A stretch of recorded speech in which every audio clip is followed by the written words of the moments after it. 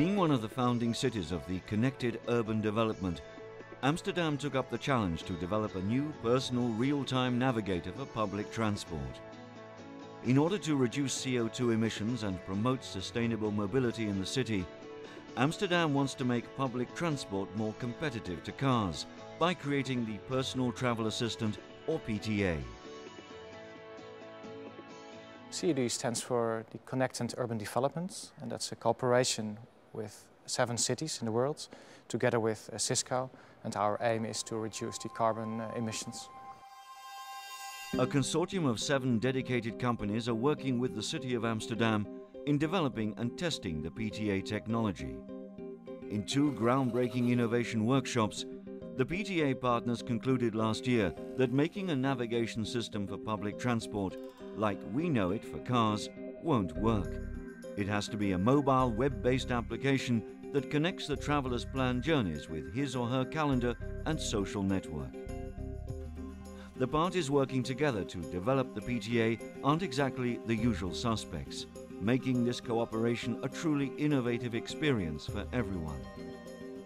Well, we started last year with basically no plan. We only had a very broad vision, and we start searching for parties and companies who shared that same vision. So after a few workshops, we made a plan of requirements, and in the WAAG Society we found a party who is very innovative.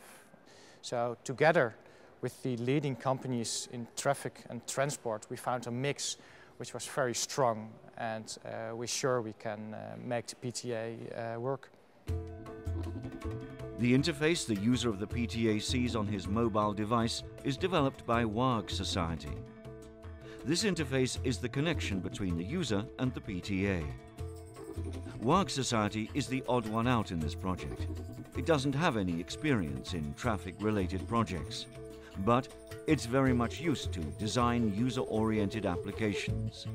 WAAG Society is a research institute in new media and ICT technology. For the PTA, we developed the interaction model, we developed the interface, we developed the actual PTA application on the handheld device. And we're thinking also together with Vialis about the protocols and the database formats. The interface built by WAAG Society is the connection between the user and the heart of the system. This is the server developed by Vialis. The server gets the desired destination from the user. It collects the requested travel information and delivers several options for the user to choose from, depending on costs, speed, or carbon footprint. Then the PTA server monitors the chosen travel plan based on real-time data like GPS travel information from trains and buses, as well as weather and road conditions. Also, it connects to buddies so that they can travel together. The responsibility of Vialis within the PTA system is the central part. And the central part is connected to one side to the mobile devices of the travelers, and on the other hand there is a connection to all the route planners, route information for the bike, car, OV9292 and GOVI, but also information from the weather, social networks, park information, etc. The PTA will control the real-time schedules of the public transport the traveller wants to use. For this, it makes use of information provided by 9292, the leading national travel information service. 9292 gathers all the information of all the transport companies. We have around about 80 transport companies in the Netherlands. We gather the information, we are making a planner, and we are presenting the planner on our call centers and on the internet and on the mobile platform. I think the PTA is a different way of presenting travel information as we are providing now to customers. So that's special for the cooperation in the PTA project for 9292. Another partner participating is GOVI. Their system knows the exact whereabouts of every bus in their region at all times, thanks to GPS. Being linked to this system will allow the PTA to know the precise departure times at every moment for all public transport.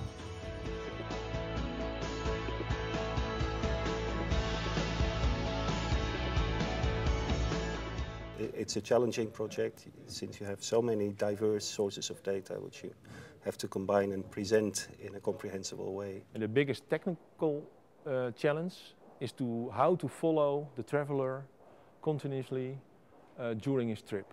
That's not that easy, especially when there are 1,000 people at the same time traveling. The other part is the organization, and what you see here is that different worlds are coming together. The world of the public transport people and the world of the traffic people. And that's sometimes it's quite difficult to connect those people to each other.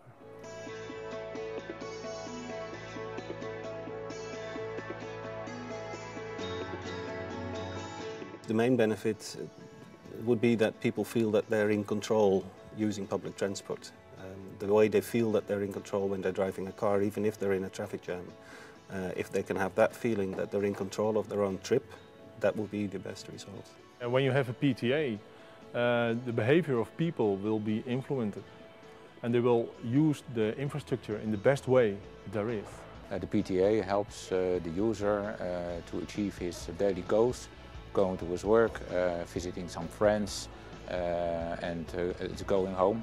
You don't have to think about the way he has to travel. The most beautiful scenario would be that the total amount of travel would reduce because the PTA would be able to optimize your location of your meetings, and more and more traffic would be done by public transport and therefore generate a lot less CO2. Developing the PTA is a very exciting process where we combine the technology with the responsible attitude for the environment and urban planning.